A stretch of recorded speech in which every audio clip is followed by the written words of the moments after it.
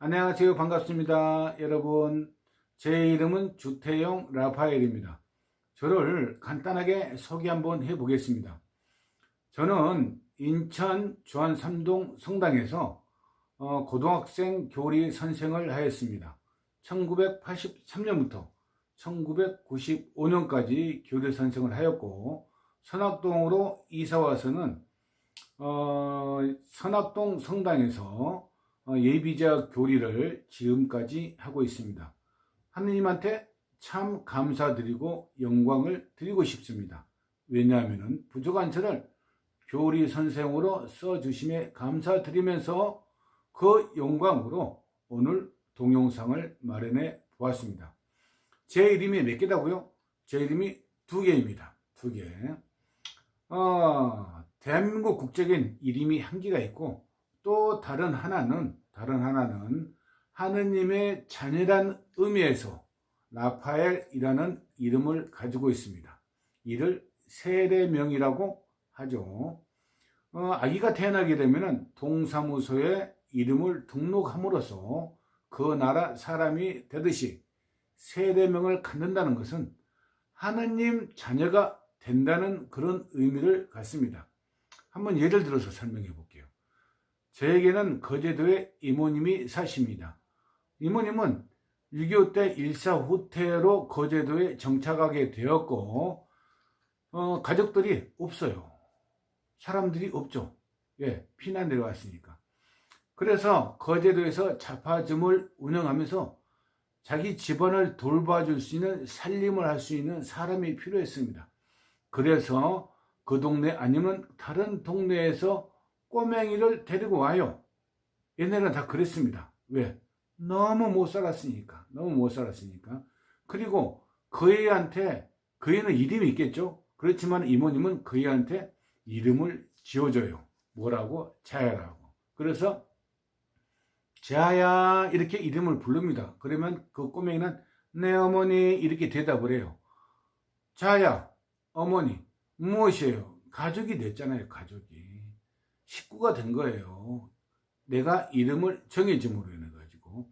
그래서 그 애가 성장하게 되게 되면은 이제 결혼을 시키죠. 시집을 보내는데, 그때는 살림을 한 문큼 띄워줘 가지고 잘 살 수 있게 만들어 주고, 그 다음에 또 꼬맹이가 오게 되면 그 과정을 똑같이 걷습니다. 이름이 뭐라고요? 자야. 그래서 저도 마찬가지로 이름이 두 개를 가지고 있습니다. 그렇게 가지게 되었죠. 올해는 2022년, 이 시기는 코로나로 인해 가지고 많은 사람들이 힘들어하고 있습니다. 참 어려운 시기죠. 그러나 저는 우리나라 사람들에게 저력을 믿습니다. IMF, 외환위기, 이보다 더 큰 어려움을 현명하게 이겨낸 민족입니다. 이집트 격언을 보게 되게 되면 이 또한 지나가리라는 말이 있습니다. 이런 말이 있듯이 코로나 팬데믹도 무사히 지나가리라고 생각합니다. 참 어렵고 힘든 시기죠. 이렇게 힘들고 어려운 시기에 우리를 위로해주고 우리의 마음을 따뜻하게 잡아줄 수 있는 것은 신앙이라고 생각합니다. 그래서 저는 여러분들에게 천주교를 소개하려고 하고, 그 천주교가 우리나라에 어떻게 들어왔는가, 조선시대에 들어왔는데 그 조선시대에 어떤 방법으로 들어오게 됐는가를 설명을 해볼까 합니다. 여기서 주의할 점은 우리나라는 지금 눈부시게 발전한 그런 시대예요. 눈부시게 발전한 수백 년 전에 조선시대의 상황하고 냉정하게 비교를 해보면서 제 강의를 들어주시면 감사하겠습니다. 우리나라 경제력은 세계 10위예요. 10위. 군사력은 세계 6위입니다. 6위. 한 60년 동안 어마어마하게 성장했어요. 어마어마하게 발전했습니다. 그리고 2차 세계대전이 끝난 후 해방된 나라 중에서 성공한 나라는 유일무이하게 전 세계에서 대한민국 한 나라밖에 없습니다. 6.25 전쟁 중에 우리나라에게 구호 물자를 보내주고 지원해 주던 그 나라들이 지금은 우리나라보다 못 살아요. 그래서 우리나라가 그 나라를 원조해 줄 정도로 경제 성장을 이루었고 잘 사는 나라가 되었습니다. 이렇게 이 모든 것을 이루어갈 수 있던 여러 요인 중 하나는 우리나라 사람들이 현명하고 어려움을 극복할 수 있는 지혜를 가지고 있고 애국심을 가지고 있는 그런 결과이지, 정치 지도자들이 잘해서 이렇게 발전했다고는 결코 이야기하기가 힘듭니다. 예를 한번 들어볼게요. 임진왜란이나 병자호란 때 양반들, 고위 관리들은 어떻게 했어요? 그냥 자기 목숨 구하려고 도망가기 급급했죠. 다 도망갔어요. 많은 사람들이. 물론 그 중에 또 그렇지 않은 사람도 있었겠죠. 근데 대부분들은 그렇게 했습니다. 뭐 왕까지 도망갔으니까. 그런데 순진한 백성들은 나라를 지키고자 민병대를 조직하고 자기 목숨을 희생해가면서 적들과 싸웠습니다. 아마 이렇게 백성들의 희생이 없었다면 과연 대한민국이라는 나라가 존재하지 않았을 것이라고 저는 생각을 합니다. 그래서 저는 대한민국 백성으로서 자부심을 느끼며 자랑스럽게 생각합니다. 또 조선시대의 배와 지금의 배를 비교해 보게 되면 지금의 무역선의 배의 길이는 약 200m, 그 전후의 길이 끝이 안 보일 정도로 그렇게 길이가 길고 그 시설들은 어마어마해요. 엔진도 어마어마하게 커. 웅장해. 그 배 자체가. 그런데 조선시대 무역선 배를 보게 되면 그 배의 평균 길이가 약 40m, 폭은 11m. 아주 작아요. 그렇기 때문에 해안가를 따라서 운행을 해야지 그 이상으로 큰 바다에 나가게 되면은 목숨을 걸어야 할 정도로 빗나가기 짝이 없습니다. 그때 바다의 수심은 서해안은 평균 44m, 남해안은 평균 102m, 동해안은 좀 깊어요. 수심이 한 1400m. 이 정도였기 때문에 깊죠. 그래서 이 작은 돛달고 노를 젓는 배로는 큰 바다로 나가서 항해하기가 굉장히 어려웠을 거로 그렇게 생각이 됩니다. 그래서 서양 선진 문물들은 해로가 아닌 육로인 중국을 통해서 건너오게 된 것입니다. 천주교 서적들도 중국을 통해서 들어왔어요. 들어와 가지고 누구한테 소개되었다? 남인 학자들한테 소개가 되었습니다. 조선에 천주교가 처음 소개된 시기는 임진왜란, 병자호란 때였어요. 전쟁 때였죠. 전쟁을 하기 때문에 신앙의 뿌리가 내리기는 굉장히 힘들었습니다. 뿌리 내기가 어려웠죠. 그래서 조선 후기 17세기 초 그때부터 중국의 서양 선교사들이 집필한 한문의 천주교 서적들이 조선에 소개됩니다. 누구한테 소개돼? 남인학자들한테 소개돼요. 그래서 남인학자들이 중심이었던 실학운동에 자극이 되는 것이죠. 자극제가 되는 거예요. 실학을 연구하다 보니까 뭔가 좀 부족한 점이 있었어. 이 부족한 점을 채우고자 다방면으로 연구하다 보니까 천주교 서적 괜찮아요. 좋아. 평등 사상부터 해가지고 나눔 지키는 거, 사랑하고 나누고 이런 것이 마음에 좀 들었는가 봐요. 그래서 천주교 서적을 연구하면서 이제 그 이름을 서학이라고 붙였죠. 왜? 서양에서 들어온 학문이다. 그래서 서학이라는 새로운 학풍으로 자리 잡게 되었습니다. 서학은 완전히 새로운 학문이고 새로운 학풍이라고 이렇게 이야기를 할 수가 있어요. 그래서 서학에 호기심이 많았습니다. 남인학자들이. 그리고 유학자들 중에서 대가라는 성어 이익에 의해 가지고 연구를 하다 보니까 이것을 체계적으로 학문적인 바탕이 이루어져요. 실학과 보완 관계를 유지합니다. 실학에 부족한 것을 서학에서 채워주고 있어요. 그래서 서학을 연구하면서 서학의 이론적 학문의 깊이가 더 깊어지게 되게 되었죠.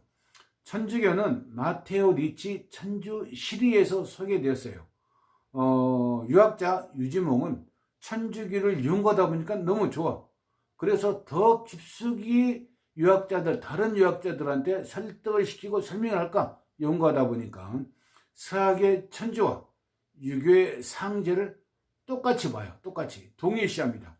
그래서 유학의 상제하고 천주교의 천주하고 똑같은 그런 신이다. 그렇게 이야기를 설파하면서 이제 서학을 다른 사람한테 전달하게 된 것이죠. 그 중에서 성호 이그 제자 홍유아는 1770년경부터 천주교 계명을 실천하였습니다. 왜? 너무 좋으니까 내 몸소 한번 실천을 해보자. 실천함으로 인해 가지고 좋은 것을 습득하고 실학에 부족한 것을 채워보자. 실천하면서 권철신, 정약종, 이벽 등에게 이제 천주교를 전파시키고 천주교 신앙을 싹트게 만들었죠. 그리고 그것도 좀 부족한 것 같아. 그래서 1777년 정조 1년에 경기도 퇴천면 우산리 앵자봉에 있는 주어사란 절에서 이제 강화회를 열게 됩니다. 겨울이에요, 겨울인데 이백이라는 유학자가 그 이야기를 좀 늦게 들었어. 그 이야기를 접하자마자 너무 마음이 급한 거예요. 그래서 내일 아침에 떠나야 될 것을 이제 밤에 떠나는 거야. 밤에 빨리 만나고 싶어가지고. 그래서 올라가다 보니까 겨울인데 막 올라가다 보니까 갑자기 노린내가 확 풍기는 거예요. 확 풍겨. 웬 노린내? 보니까 앞을 쳐다보니까 불이 하나가 번쩍거리는 거예요. 또 그 옆에 있다가 또 번쩍거리고. 그러니까 번쩍 노린내 뭐예요? 호랑이죠. 호랑이를 만난 거예요. 조선시대에는 사람을 해코지 하는 짐승들이 산에 많이 있었습니다. 호랑이, 여우, 늑대, 곰 등등. 그래서 아이고 나 이제 죽었구나. 친구들도 만나고. 그때 할 수 있는 일이라는 것은 무엇밖에 없어요. 기도밖에 없죠. 기도. 기도하기 위해서는 뭘 해야 돼요? 무릎을 딱 꿇고. 어떻게 하고? 무릎을 딱 무릎을 딱 꿇는다고 그랬죠? 그리고 이제 기도를 해야 되는 것이죠. 어떻게 기도해? 그냥 아는 신은 다 찾는 거야. 상제님, 천주님, 또 누구 있어요? 산신령님, 또 누구 있어요? 여러 등등 신을 찾으면서 막 눈 감고 기도를 하죠. 그런데 한순간 노린내가 딱 없어지는 거야. 그리고 앞에 번쩍이던 불도 없어져. 어떻게 됐어요? 호랑이가 사라졌죠. 그래서 이벽은 그 즉시 헐레벌떡 뛰어가지고 이제 주어사에 가서 이제 주어사 문을 두드립니다. 친구들이 나와. 그냥 땀 범벅이야. 어떻게 이 친구가 이렇게 이백이라는 친구가 이렇게 왔는가 이렇게 물어봤더니 사정 이야기를 합니다. 너네들, 당신들 너무나 보고 싶고 또 학문적인 토론을 하고 싶어서 빨리 이렇게 왔다. 이렇게 이야기를 하는 것이죠. 그래서 천지남 주어사에서 머물면서 강학회를 열고 그때부터 이제 천주교 신앙에 대해서 그리고 유교의 중요한 문제 같은 거, 인생의 중요한 문제 그런 것을 유교 경전에서 찾아야 할 텐데 아무리 연구해봤자 찾지를 못해. 그래서 유교 경전에서 찾지 못한 것을 이제 서학에서 그 해결점을 찾아보고자 노력을 하면서 뭐였어요? 신앙이니까 기도해야 되겠죠. 기도. 하루에 몇 번? 5번. 새벽기도, 아침기도, 점심기도, 저녁기도, 밤기도 5번을 하고 제기를 합니다. 제기는 뭐예요? 모욕을 하는 것이죠. 정성을 들이는 거야. 저도 어렸을 때 차례 지내기 위해서 모욕을 했는데 겨울에 엄청 추웠습니다. 굉장히 힘들었어요. 뭐 하라니까 했는데 굉장히 힘들었지만은 지금 생각해 보게 되면 지금 입장으로서는 굉장히 자부심을 끼고 자긍심을 느낍니다. 우리 선조들도 조사에서 강하게 하면서 그렇게 모욕 재개를 하면서 천주교 계명을 실천했습니다. 무슨 이야기냐? 천주교를 학문에서 신앙으로 승화시키고 천주교를 종교로 받아들이고 수용하고 실천하는 그런 기본적인 토대를 마련했다고 할 수가 있습니다. 천진환 강학에서 가장 열심히 이렇게 관심을 갖고 토론을 했던 이벽이 들리는 소문이 있어요. 어떤 소문이? 친구 이승훈의 아버님이 중국 동지사 사장관이면 서열 2번째입니다. 외교 사절 중에서 사장관으로 간다는 이야기를 듣고 이승훈한테 부탁을 하죠. 아버님 따라가가지고 북경에 가서 서양 선교사들을 만나서 교리를 좀 배우고 그 중에서 천주교의 사적이라든지 성물 같은 것을 가지고 오면은 고맙겠네 했더니 이승훈이가 알았네. 내가 아버님 따라가지고 북경에 가가지고 한번 그런 일을 한번 해보겠네. 이렇게 승낙을 그래서 이제 아버님 따라서 북경에 가가지고 40여일 동안 체류하면서 1784년 정월 북경 천주당에서 예수의 선교사에게 필담으로 교리를 배웁니다. 교리를 배운 후 그라몽 신부님에게 베드로라는 이름으로 세례를 받습니다. 베드로가 누구냐면은 2000년 전에 예수님의 첫 번째 제자, 그 제자 원래 이름은 시몬이에요. 시몬인데 예수님께서 시몬, 너의 이름은 베드로다 이렇게 지어줘요. 왜 지어준 줄 아시겠죠? 내 자식이다, 내 가족이다, 내 식구다, 그런 의미에서 이름을 정해줘요. 베드로라는 뜻은 반석이라는 뜻을 가지고 있습니다. 주춧돌, 밑반석. 그래서 천주교의 예수님의 사상을 전파하는 천주교의 기본이 되다, 토대가 되라, 반석이 되라, 그런 의미에서 지어를 줬고, 누구한테? 베드로한테, 시몬 베드로한테.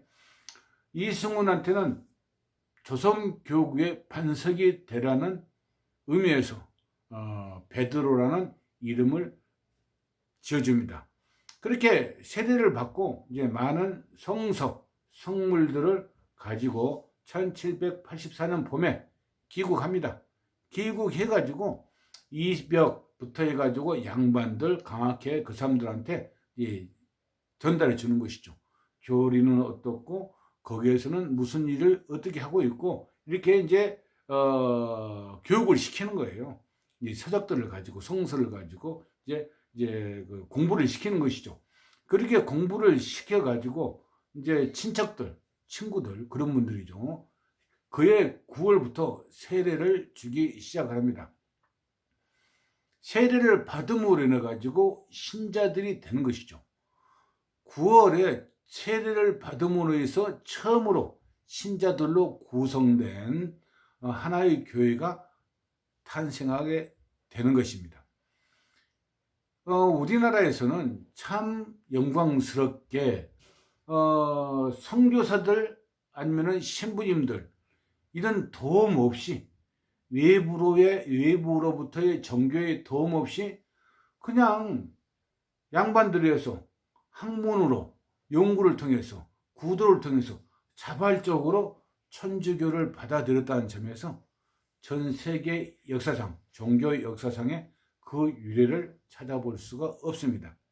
다른 나라들은 전부 다 신부님이나 선교사들이 들어가가지고 그쪽에다가 이제 종교를 전파하지만은 우리나라는 그렇지 않다는 이야기죠. 이벽은 유학자죠. 세례를 받았어. 양반인 정약용, 정약전, 양반인 권일신, 권철신 이런 사람들을 입교시켰어요. 입교시켜가지고 세례를 줬죠. 또 중인 계급인 김보무, 최인길 등 같은 것을 입교시켜가지고 세례를 줬습니다. 그리고 유학자로서 덕망이 높은 권일신이라는 사람이 있어요. 유학자. 제자들이 엄청나게 많았습니다. 그 제자 중에서 충청도 출신인 이존창과 전라도 출신 유황검을 입교시켜서 교리를 시켜서 세례를 받음으로 인해 가지고 천주교를 충청도와 전라도까지 전파시켰습니다. 1년 동안 그렇게 열심히 한 결과 신자 수가 1000명에 달았어요. 몇 명이 됐다고요? 1000명에 달했습니다. 그렇게 이제 쭉 생활을 하다 보니까 이승훈이가 북경에서 본 게 있을 거 아니에요. 본 게. 거기에 보니까 신부님도 계시고 주교님도 계시더라. 그러면은 북경 교회에서 본 그 교계 조직에 따라서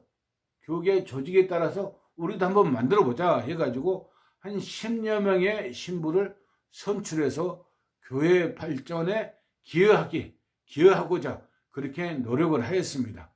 거의 한 2년 동안 각자 임지에서 자기 집을 떠나서 배당받은 그 지역에 가가지고 임지에서 이제 성물을 집행을 하게 되었죠. 이를 이제 가성직 제도라고 합니다. 성물을 집행하면서 좀 보니까 교계 제도가 좀 이상해. 이론적으로 깊이 들어가다 보니까 이상하다는 생각이 들어가지고 북경에 있는 구배야 주교님에게 문의를 했습니다. 아니, 구배야 주교님은 이거 완전히 생뚱맞는 거야. 우리가 조선에다가 선교사를 파견한 적도 없고 신부님을 파견한 적도 없는데 아니 조선에서 조선교회가 창설됐다 이렇게 이야기를 들은 거예요. 너무 놀란 거예요. 와, 조선이란 동네가 나라가 도대체 얼마만큼 하느님한테 은총을 받았기에 평신도 성직자가 아닌 선교사가 아닌 평신도들에 의해서 교회가 만들어졌는가 탄생했는가 깜짝 놀라면서 이제 그분들한테 교리를 약간 시켜. 왜? 천주교 인류와 교계를 설명하면서 너네들이 지금 하고 있는 그 가성직 제도는 조금 잘못됐다. 그렇게 할 수 있는 것이 아니다. 그리고 금지를 시켜요. 하지 마라. 금지를 시킵니다. 그러면서 무슨 약속을 하냐면은 내가 주교님이 성직자를 조선에 파견을 시키겠다. 그렇게 약속을 합니다. 그에 따라 가지고 1794년 말 중국인 주문모 야고보 신부를 파견하였습니다. 그 파견 당시 신자 수가 벌써 4,000명이나 된 거예요. 4,000명이나. 또 준무 신부님이 오셔가지고 또 열심히 이렇게 정교 활동을 했겠죠. 그러다 보니까는 1800년 말 경에는 신자 수가 10,000명에 일어났어요. 10,000명에. 그래서 이렇게 기하급수적으로 신자는 늘어나는데 교리를 좀 더 어떻게 체계적으로 시켜야 되겠다고 생각해가지고 준무 신부님께서는 명도회를 조직하고 그 당시 유명한 유학자인 정약종 아우스트너에게 회장직을 맡깁니다. 정약종 아우스트너는 유학자예요. 유학자. 그래가지고 자기가 지금까지 배운 모든 지식을 통틀어 가지고 교리서를 만드는데 한글로 된 교리서를 만드는데 그것이 주교요지란 책을 만듭니다. 이 책을 만들어 가지고 각 지방에 또 이렇게 배포를 하게 되는 것이죠. 체계적인 교리를 완성하게 됐다. 이렇게 이야기를 할 수 있습니다. 누구에 의해서? 정약종 아우스트너에 의해서. 그래서 이제 조선의 천주교가 탄탄하게 기초를 마련하게 되었습니다. 이상으로 조선교구 선교에 대해서 강의를 마치고 다음 시간에는 조선시대의 천주교 박해와 성교 역사에 대해서 간략하게 설명하도록 하겠습니다. 지금까지 부족한 제 강의를 들어주신 모든 분께 주님의 은총과 사랑이 가득하기를 빌면서 다음 이 시간에 또 만나 뵙도록 하겠습니다. 감사합니다. 안녕히 계세요. 빠이빠이. 네.